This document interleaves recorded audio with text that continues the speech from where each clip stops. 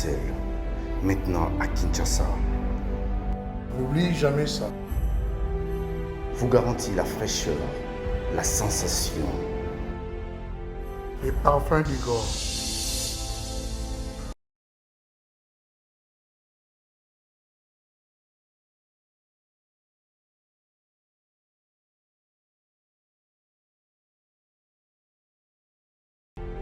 France, contactez-nous au +33 78 30 57 14.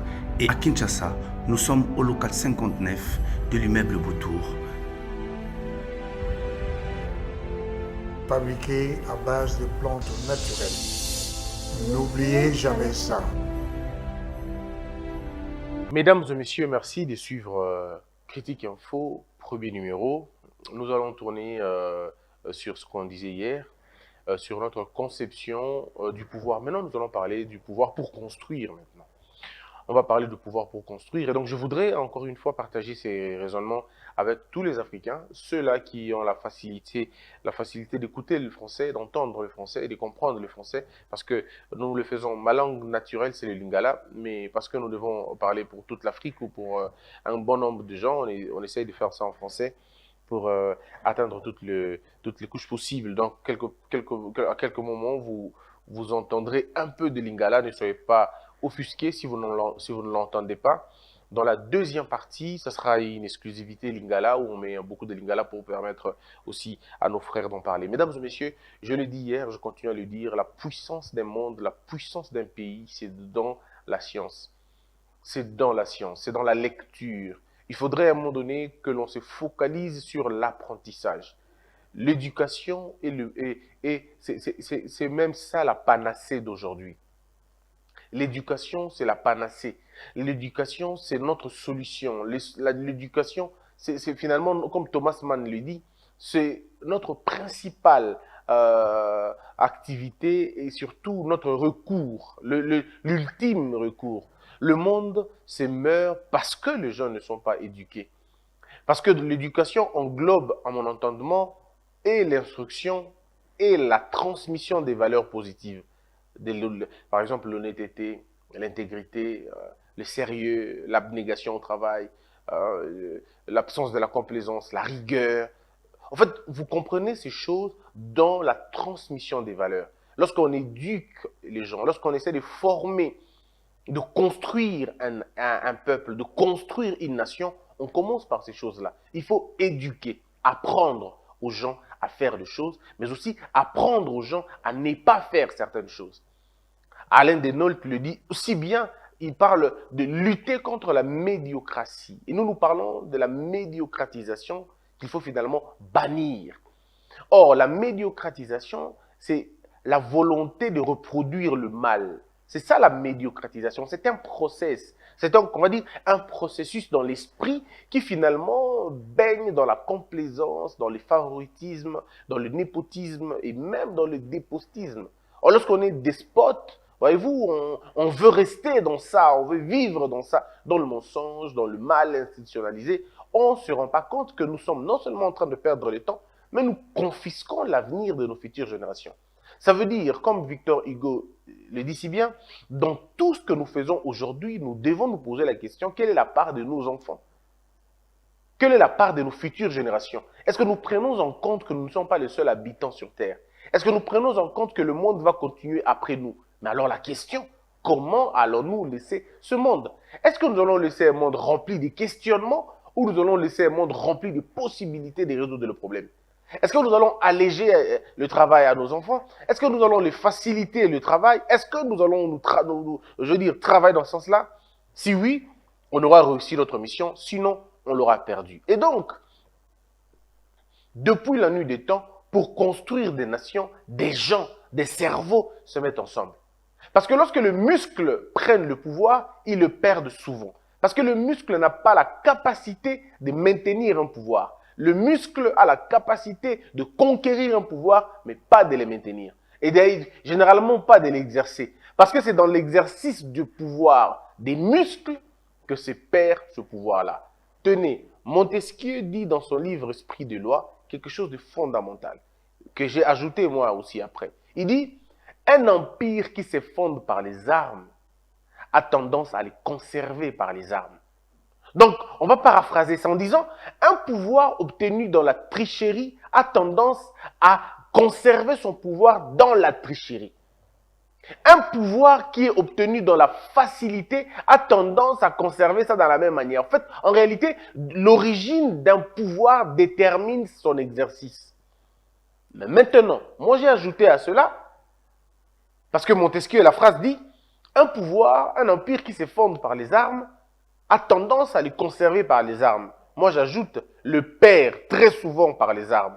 Et les faits m'ont donné raison. Vous allez voir, de la manière dont vous êtes entrés au pouvoir, généralement, c'est la même manière que les gens sortent au pouvoir. Ceux qui sont entrés par les coups d'État en Afrique sont sortis généralement par des coups d'État ou par des renversements brusques du pouvoir ou même par des morts. Soit ils partent en exil. En fait, quand vous entrez dans l'histoire par la petite porte, vous avez le choix de vous convertir pendant votre exercice et de convertir l'exercice de votre pouvoir, le rendre pieux, le rendre vrai, le rendre bon, le rendre potable. C'est ce qu'on appelle c'est-à-dire vous exorcisez votre pouvoir. Du moment où vous arrivez à exorciser votre pouvoir, c'est fini. L'origine ne compte plus. C'est maintenant la direction que vous prenez qui compte. Mais lorsque votre direction est imprimée, est inspirée de l'origine de votre pouvoir qui a été à un moment donné calamiteuse, sans histoire et sans dignité, vous allez partir de la même façon. Et exactement, vous allez voir, hein, ceux qui ont pris le pouvoir par la force ont tendance à le conserver par la force, mais malheureusement pour eux, ils le perdent aussi par la force. Donc ici, vous allez vous rendre compte qu'en réalité, l'origine du pouvoir est beaucoup plus influente sur la gestion et sur l'issue, mais n'est pas très déterminante parce que regardez, lorsque vous avez le pouvoir de façon malhonnête, vous pouvez, si vous voulez véritablement, le convertir, ce qu'on appelle la conversion du pouvoir. Vous conversez votre pouvoir. Vous arrivez à dire non, non, nous allons convertir les choses. C'est vrai, on est venu dans le mauvais, mais nous pouvons faire bien les choses. Et vous faites bien les choses et puis après, on s'en fout, hein, et le reste, c'est plus les problèmes. Mais est-ce que les gens ont tendance à le faire? Généralement, pourquoi? Parce que quand on prend le pouvoir, on le donne dans la récompense. Et c'est ça le plus grand malheur de plusieurs présidents africains.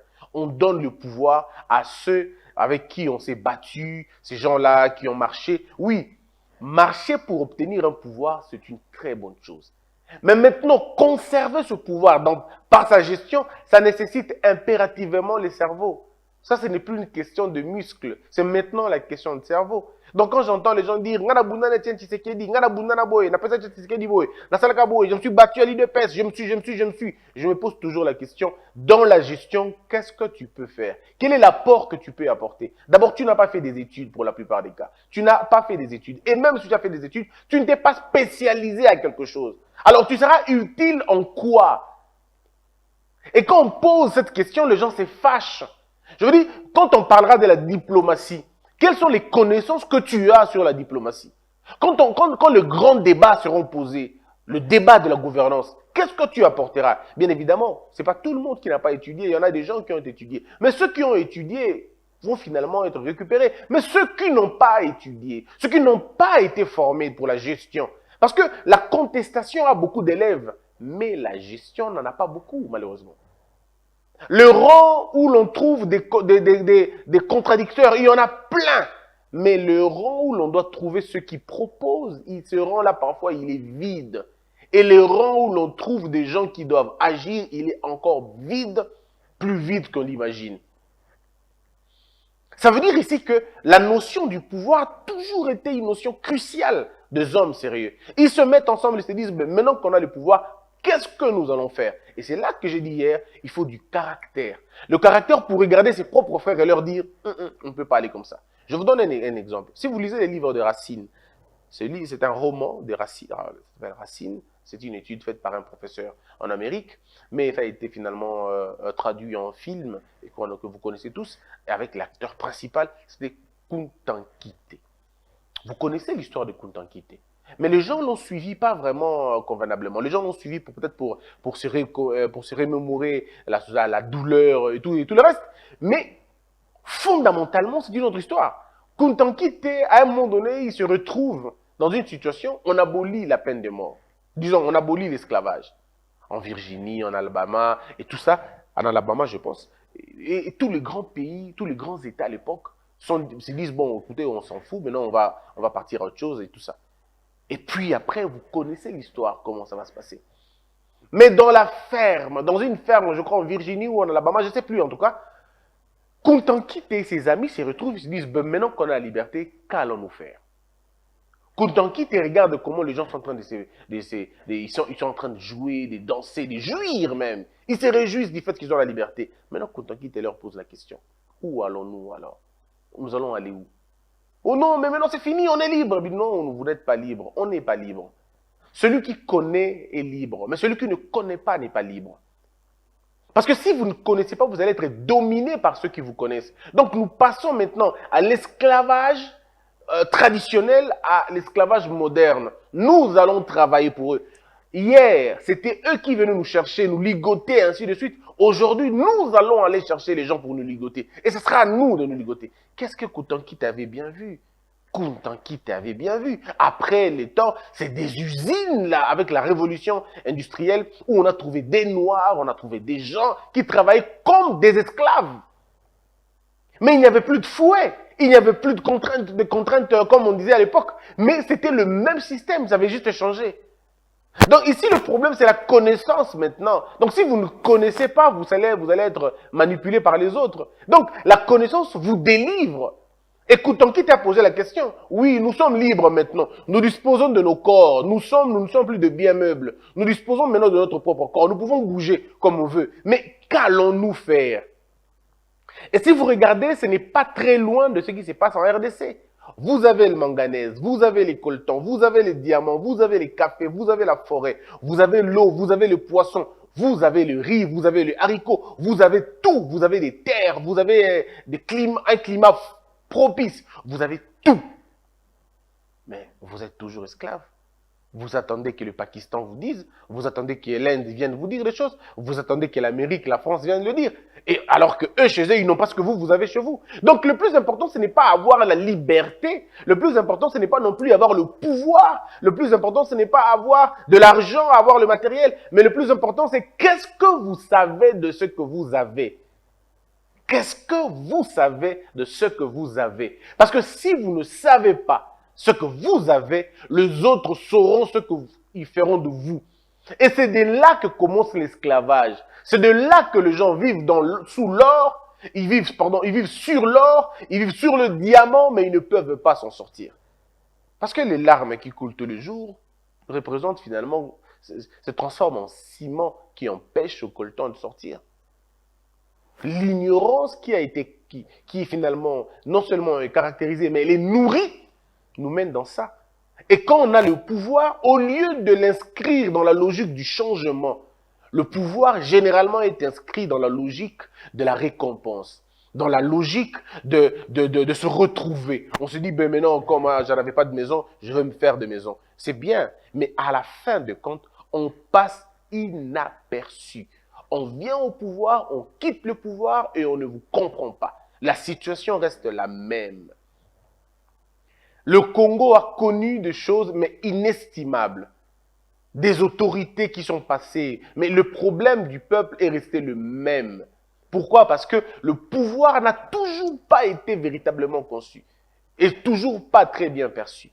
L'on a le pouvoir, au lieu d'améliorer les conditions, de travailler dans l'idée d'améliorer les conditions, les gens travaillent dans l'idée de se caser, de former des petits empires inutiles, de former des petits clubs sans aucun lendemain. Et finalement, le peuple continue à souffrir, le pays continue à trimer et le bourbier continue à nous caractériser notre mentalité. Alors, la notion du pouvoir, comment on le conçoit maintenant? Alors, hier, je vous ai parlé de quelques livres. Je vous ai parlé, par exemple, du livre de Chomsky, qui parle de comprendre le pouvoir, l'indispensable Chomsky. Je voudrais aujourd'hui, en dehors de ce livre-là, ajouter un autre livre pour permettre aux gens de comprendre. En fait, les gens disent, mais pourquoi tu passes le temps à lire et tout? En fait, il n'y a pas une autre activité aussi bonne que la lecture. Et je peux vous garantir, un livre il est plus sexy qu'une femme ou qu'une activité sexuelle. Peut-être l'exemple n'a pas sa place. Mais il faut prendre ça pour acquis. Il faut prendre ça pour quelque chose de formidable. La lecture, c'est quelque chose de formidable. Vous allez lire, vous allez comprendre beaucoup de choses. Et plus vous lisez, moins vous avez intérêt de faire des débats. Et je ne comprends pas pourquoi. C'est pourquoi vous allez voir, les grands savants ne font pas des débats. Vous allez poser la question, mais pourquoi les savants ne font pas des débats? Ils ne font pas des débats parce que ça ne sert à rien de faire des débats. Quelqu'un a dit, un idiot ne le contredit pas. Laissez-le, il va se contredire tout seul. Vous n'avez pas besoin de dire à un idiot que voilà, ça c'est pas bien, ça c'est... Vous ne le dites pas ça, il va se contredire lui-même. Il faut le laisser. Et les débats, on perd le goût, plus on lit, on perd le goût. Parce que finalement, on se rend compte qu'on est dans un sorte de déséquilibre. Et on a la compassion. Parce qu'il faut avoir pitié des sots, de ceux qui ne comprennent pas. Il faut avoir pitié d'eux. Vous n'allez pas aller en guerre contre eux. Tu ne vas pas sortir une arme pour détruire une souris. Tu n'écrases pas une fourmi avec un marteau. Allez-y doucement quand même. Hein? Allez-y doucement. Et donc, on essaie de le faire comme ça. Mais maintenant, lorsque vous lisez, par exemple, Comprendre le pouvoir de Chomsky, mais vous allez un peu plus loin pour comprendre aussi un autre livre que je vous ai lu l'autre fois, c'est Le pouvoir, est-ce qu'il rend fou? Alors, c'est Devez. Devez parle de Le pouvoir rend-il fou? C'est ce livre. Hein? Il est fabuleux, il est merveilleux. Enquête au cœur du cerveau de nos dirigeants. En fait, il y a quelqu'un qui s'est intéressé. Namitou, il y a des dirigeants Nabiso. Et c'est là qu'on trouve qu'il y en a beaucoup qui sont malades, mais qui s'ignorent. C'est ici qu'on trouve les syndromes du bris, pardon. Les syndromes du bris, c'est-à-dire de la maladie du pouvoir. C'est ici qu'on trouve qu'il y a beaucoup qui sont schizophrènes. C'est ici qu'on trouve que beaucoup sont finalement malades. C'est ici. Parce que quand tu regardes la tête de vos gouverneurs, la tête de vos dirigeants, de vos maires de la ville, de vos ministres, vous vous rendez compte qu'ils sont malades, même de vos présidents, vous vous rendez compte qu'il y a un truc qui ne va pas. Et ça, c'est en lisant ça que vous comprendrez qu'il faut parfois enquêter dans le cœur, entrer vraiment au cœur de cerveau. Comment ça fonctionne? Est-ce qu'ils voient le mal comme nous? Moi, j'ai envie de me poser les questions. Est-ce que ces gens-là voient les embouteillages comme nous? Est-ce qu'ils voient les poubelles qui sont remplies et Kinshasa comme nous? Est-ce que nous avons la même perception? C'est pourquoi il faut lire ce livre-là. Il est très important. Il est vraiment fabuleux. Est-ce qu'ils le rend fou? Donc, je disais que c'est important pour nous de comprendre certaines choses, surtout en ce qui concerne le pouvoir, de le comprendre, comment on le conçoit, comment on le perçoit. Mais c'est à travers des livres que je me rends compte que nous n'avons pas la même perception du pouvoir. Mesdames et messieurs, quand je lis par exemple ce livre je vais vous lire juste un passage, le livre de Le Monde comme je le vois de Lionel Jospin, c'est je crois il y a longtemps. Alors, écoutez ce qu'ils disent des États-Unis, écoutez ce qu'il dit des États-Unis. Je ne dirais pas que les États-Unis ont ignoré la tentation impériale, l'annexion du Texas, l'obtention de Porto Rico, le quasi-protectorat sur le Kiba et l'Haïti, ou la prise de possession des Philippines et des Guam ont été le jalon d'un début des marches impérialistes au XIXe siècle. Mais le mouvement ne s'est pas poursuivi alors que la puissance américaine s'amplifiait. Il est vrai que les États-Unis avaient consacré le XIXe siècle à conquérir leur espace, de l'Atlantique au Pacifique. Ils avaient dû aussi régler par une guerre civile la guerre de sécession, la question de leur unité nationale et le choix de leur système politique et social, aristocratie esclavagiste, sudiste ou démocratie industrielle nordiste. Quand les Américains ont eu les mains libres pour affirmer un penchant impérial, le premier craquement dans les empires coloniaux européens commençait à se faire entendre, les incitant à la prudence. Et puis il continue. Donc ici, si vous lisez un peu plus loin, vous allez vous rendre compte, d'abord les titres même de ces paragraphes, il dit Amérique, super État-nation de l'échelle du monde, à l'échelle du monde. Il dit encore l'usage de la puissance en Amérique en question. Il parle de l'américanisation du monde et la mondialisation de l'Amérique. C'est un Français, je vous rappelle. Lionel Jospin est un Français. Mais quand il parle de l'Amérique, vous sentez la distance qu'il prend. Et vous sentez la reconnaissance de la force de l'autre. Mais pourquoi ces pays comme l'Amérique, ils ont atteint ces niveaux-là? Ces pays ont atteint ces niveaux-là grâce à ça. C'est avec ces livres que vous comprendrez encore pourquoi. Vous avez vu ce titre? Le monde en 2040, vu par la CIA, un monde plus contesté. Mais est-ce que vous comprenez un peu? Nous sommes en 2000. Ce livre apparaît quand déjà? Les Congo, mon pays, parfois, Je me pose beaucoup de questions sur mon pays. Je me dis, est-ce que nous voulons, est-ce que nous savons où nous allons véritablement? Est-ce que nous savons? C'est un livre qui est à Paris il y a un peu longtemps, mais on va comprendre un truc. C'est depuis, je crois, 2021, si je ne me trompe pas. Nous sommes en 2021, mais eux sont en train de regarder le monde en 2040. 2040. Et c'est proche. Pour eux, c'est demain. Pour l'Amérique, 2040, c'est déjà demain. Donc pour eux, ils peuvent aller jusqu'à 2070, 2080, même 2100. L'avantage avec l'intellectuel américain ou l'intellectuel occidental, il pense au-delà de sa vie. Ce n'est pas un monsieur qui pense à ce qu'il va faire demain, on va acheter ici. Non, non, c'est pas qu'on va acheter les chachards pour décembre. C'est pas des gens qui disent on va acheter ici, construire des routes. Non, non. Eux, ils pensent à 100 ans plus tard. Comment ça va se passer 100 ans? Parce que ce qu'ils sont en train de vivre aujourd'hui a été pensé 100 ans avant eux. Vous avez en France des gens comme Simone Veil qui font des propositions de lois qui peuvent rester 100 ans. Mais je vous parle d'un siècle, mes frères. Parce que vous imaginez la capacité d'un peuple, la capacité des hommes, le monde comme je le vois. Ici, on parle de tous les problèmes cruciaux du monde. Et il y a un autre candidat aux élections présidentielles, je vous ai montré son livre hier, s'appelle Al Gore, le futur. Ici, dans ce livre, on parle de la RDC, on parle de l'Afrique, on parle de tout, mais on parle des vrais problèmes du monde. Et ça, vous lisez, vous comprendrez, on parle de 6 logiciels pour changer le monde. La production du Congolais, elle est où cette production? Elle est où la production du Congolais? Dans le livre, ici, dans ce livre de Lionel Jospin, il parle aussi, il fait allusion au Damné de la Terre, le livre de France Fanon. Mais je me pose la question, nous, où sommes-nous? Quelle est notre approche sur des grandes questions d'actualité? Les questions d'actualité du monde, bien évidemment. Nous avons la forêt. Mais quand il s'agit de parler de forêt, le Congo est pratiquement absent. Ou s'il est présent, il est totalement inutile, pratiquement inutile. Les grands professeurs de ce pays sont ceux qui font la constitution, ceux qui font les sciences politiques et tout le reste, les droits et tout. Mais dans les secteurs comme celui des forêts, on en cherche. Dans les secteurs comme celui de l'eau, on en cherche encore. Sur l'agriculture, sur l'agronomie, on en cherche encore. Mais allez-y à Malaisie, au Botswana, allez-y en Singapour, vous allez voir que sur la table de leurs présidents ou sur la table de leurs grands penseurs, vous trouvez des livres sur la transformation de biens, de minéraux, sur le palmier. Et les gens s'orientent dans ça. Mais nous, on est ailleurs, mes frères. Nous sommes ailleurs. Et c'est ce qui justifie notre sous-développement. Parce que les véritables questions principales ne nous intéressent pas beaucoup.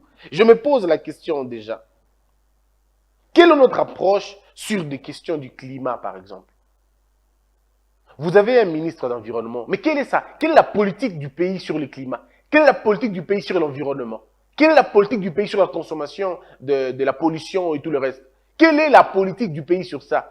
Est-ce que vous avez déjà entendu? Le ministre de l'Environnement s'est trompé largement sur les questions avec beaucoup de légèreté. Sur la question, il y a pollution à Maï, il y a rivière Kassai. Vous l'avez entendu. Elle a raconté des histoires, des histoires. Oh, tout scientifique peut s'étonner, mais c'est elle qui a dit.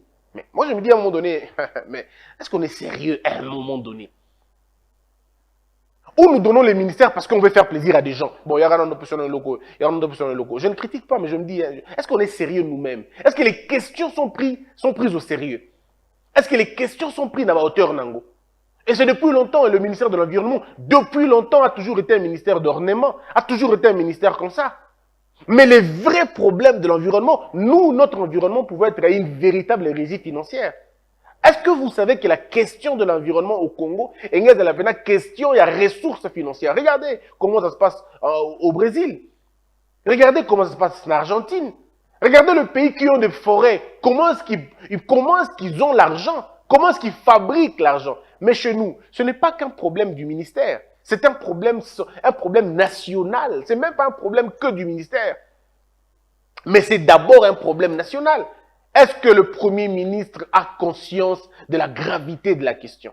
Est-ce que le Premier ministre il sait au moins qu'il est le Premier ministre, pas d'un petit pays comme le Rwanda, du Burundi ou de l'Ouganda, mais il est le Premier ministre de la RDC. Un Premier ministre de la RDC, à mon avis, serait beaucoup plus puissant qu'un président d'un pays à côté. Parce que tous les pays à côté sont quasiment nos provinces. Mais vous, vous êtes premier ministre d'un pays comme celui-ci. Et nous ne voyons toujours pas des résultats. Bah, pour les excuses, on doit toujours donner des excuses. Moi, je n'ai pas de problème. Les excuses, on les donnera toujours. Mais dans le fait, sommes-nous à un moment donné ambitieux? Sommes-nous à un moment donné sérieux? Quelle est notre approche sur les questions des climats? Quelle est notre approche sur la gestion de nos forêts? Quelle est notre approche sur la gestion de nos rivières, de nos eaux? Quelle est notre approche sur la question? Parce que dans le livre d'Al Gore, Le Futur, dans ce livre, vous trouvez, on parle de la gestion de nos eaux. On parle de la gestion de nos terres arables. On parle de la gestion de nos minéraux. On parle même du lithium. Mais au Congo, nous n'avons pas d'école technologique.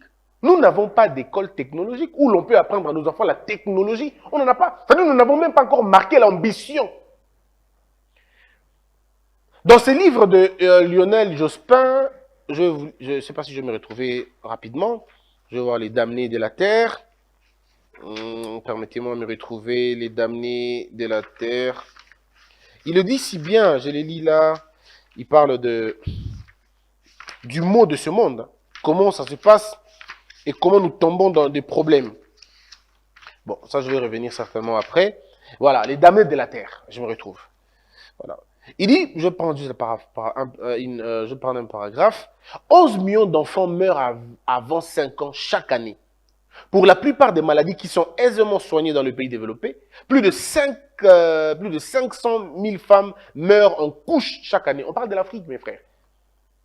Pour leur écrasante majorité dans les pays en développement. C'est aussi dans ce pays que vivent 95% des 40 millions de malades du sida. Plus d'1 milliard de personnes n'ont pas accès à l'eau potable. Plus de 100 millions d'enfants ne reçoivent pas un enseignement complet à l'école primaire. Est-ce que vous imaginez un peu? Lionel Jospin. Donc ici, nous n'avons même pas des... C'est-à-dire on n'a pas d'approche. Comment vous allez avoir un pays qui a tous les minéraux du monde? Oh, le monde en a besoin. Mais vous n'avez pas assez d'écoles.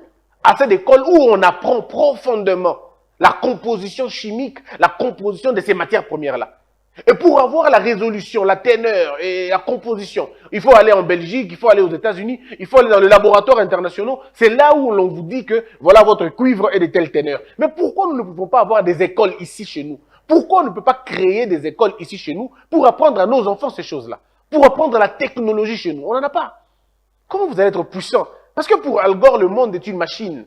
Pour Al Gore, le monde est une machine et il faut des logiciels. Mais quel est le logiciel que nous utilisons? Nous utilisons les logiciels de la haine, du tribalisme, de la division, de la politique inutile. On utilise ces logiciels-là. Au lieu d'utiliser les logiciels du travail, du dévouement, de l'intégrité, des valeurs, du savoir. Nous, on n'est pas dedans. Nous, on n'est pas là. On est ailleurs. C'est pourquoi on est toujours spectateur, en train de regarder comment les autres évoluent. Nous, on est en train de faire ça. Quelle est notre approche sur le climat, sur l'éducation? Qu'est-ce que nous concevons sur l'éducation? Nous avons un même modèle qui échoue, ça fait 60 ans. Le même modèle est là, il n'est toujours pas revu, il n'est toujours pas changé. Et quand on veut changer, il y a des aventuriers qui amènent des projets inutiles. On vous parle des LMD qu'on ne comprend pas encore. On vous a parlé ici des 7e et 8e qu'on ne comprend pas. Le mimétisme, il est total au pays. Il est tellement avilissant que personne n'a le courage de dire arrêtons-nous un peu. Est-ce que le problème de l'éducation chez nous était de dire 7e, 8e? Est-ce que c'était ça la véritable problématique? Le problème ici, c'était pas dans les heures, c'était le contenu que l'on donnait. Le contenu était en inadéquation avec le monde réel. Dans le monde dans lequel nous vivons, nous n'avons pas encore cerné les véritables informations de ce monde-là. Mais nous sommes dans l'architecture. On dit non, mais écoutez, maintenant on sera plus première année, deuxième année, on sera 7e et 8e. Mais le système est le même. On enseigne la même chose. Mais quelle bêtise! Comment vous faites pour ne pas comprendre ça? C'est pourquoi je dis, le cerveau là des dirigeants, est-ce que ça fonctionne vraiment? Donc, ça veut dire que là où il faut apporter des vrais changements, on n'est pas là, on est en train de jouer. Maintenant, on parle de changement. Non, il y a un ministre qui se réveille un matin, il dit, on va faire le LMD. Mais écoutez un peu, voilà un peu. Mais il aura toujours des professeurs comme lui, ou il n'est pas comme lui parce que lui n'est pas. Il aura toujours des professeurs qui vont accompagner des bêtises pareilles. On va dire non, mais allons-y, vous savez, LMD, ça sonne bien, LMD, LMD. Les gens veulent entrer dans l'histoire par le claustrat. Mais c'est pas possible. Si vous entrez dans l'histoire par le claustrat, vous allez vivre dans la fausse sceptique de l'histoire. Et c'est un choix que vous devez faire. Il faut ici faire la refonte. Des grandes réformes. Moi, je ne même parle pas de réformes. La refonte. Notre système éducatif doit subir une refonte. Pas une réforme. Surtout pas des réformettes. Surtout parce que nous sommes en train de voir là des petites réformes inutiles en tout cas. Inutiles. Non pensées, pas réfléchies, pas calculées. On y va comme ça et tous comme ça. Non. Est-ce qu'on peut s'arrêter un peu? On se dit, écoutez, nous devons d'abord commencer par changer le système dans lequel on évolue. Le système, c'est quoi le contenu de l'enseignement? Quelles sont les matières qu'on donne à nos enfants? Est-ce que c'est ça qui va, est-ce que c'est ce qui va nous conduire à un développement? Est-ce que c'est ce qui va changer? Quel type d'école pour quel pays? C'est ça des questions qu'on pose. Quel type d'école pour quel pays? Quel type de matière pour tel pays? Les circonstances. Dans certains pays, vous pouvez aller, vous allez trouver qu'il n'y a pas certaines filières. Il n'y en a pas. Dans certains pays, quand vous arrivez, vous trouvez qu'il y a un accent prononcé sur telle filière. Vous voyez que les pays donnent beaucoup plus d'importance à cette filière-là. Parce que le pays a besoin de gens de cette filière-là. Ici, chez nous, non. Vous avez plus de 10, je ne sais pas moi, plus de 15 ou 50 filières. Et tout le monde fait la même chose. Et puis après, vous vous retrouvez beaucoup de chômeurs. Parce que l'école ne répond plus aux besoins. L'école est créée en fonction d'un besoin. Les filières sont créées en fonction de besoins. Il faut d'abord qu'il y ait des besoins pour qu'il y ait des écoles. Mais vous ne pouvez pas n'avoir pas compris la question et vous faites ces choses. C'est comme si vous étiez en train de vous entraîner à nager dans un pays où il n'y a pas d'eau. Pourquoi vous voulez avoir des nageurs dans un pays où il n'y a pas d'eau? Pourquoi? Pourquoi? Vous apprenez aux gens l'escalade alors qu'il n'y a pas de montagne là-bas. Donc vous aurez beaucoup de gens qui peuvent faire l'escalade, mais il n'y a pas de montagne. Tandis que vous apprenez les gens pour servir à quoi? Pour rendre quel type de service? C'est ça la notion. Qu'est-ce que vous voulez véritablement pour votre enseignement? Quelle est l'approche que vous avez de l'enseignement? Et puis quelle est l'approche que vous avez de l'écologie? Parce que le monde de demain, c'est l'écologie. La guerre qui nous attend demain, ça sera la guerre de l'écologie. Qu'est-ce que vous attendez? Quelle est votre approche? Au sujet du numérique, j'en parlerai peut-être demain. Parce que je suppose qu'on a déjà parlé de toutes les autres questions. Le numérique, la gouvernance. Quelle est notre approche? À mon avis, c'est comme ça qu'on conçoit le pouvoir. Quelle est notre approche de la gouvernance demain? Qu'est-ce que nous voulons? Quel type de gouvernance voulons-nous avoir? Une gouvernance rigide, sans aucune transparence, ou une gouvernance de la transparence, où l'on connaîtra les salaires du président, où l'on connaîtra les salaires des roulages, où l'on connaîtra les salaires de tout le monde, où il y aura finalement une certaine justice distributive, ce qu'on appelle aussi la justice sociale. Que la peur quitte nos esprits et que Dieu bénisse les RDC. De Paris à Bruxelles, maintenant à Kinshasa, N'oublie jamais ça. vous garantit la fraîcheur, la sensation. Les parfums du corps.